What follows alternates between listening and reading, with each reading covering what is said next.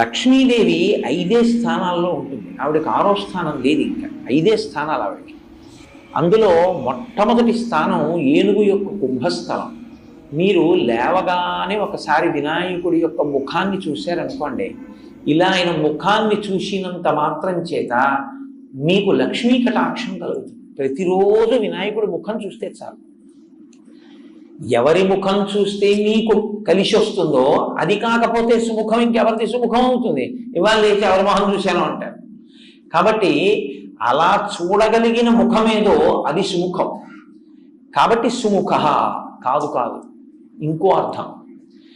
ఒక్క వినాయకుడికి ఒక గమ్మత్తైనటువంటి అనుబంధం ఒకటి ఉంది లోకంలో. అందుకే వినాయకుడి మీద పెద్దలు ఎప్పుడైనా ప్రార్థన చేస్తే ఈ శ్లోకం చెప్తూ ఉంటారు. శ్రీకాంతో మాతులో యస్య జననీ సర్వమంగళ.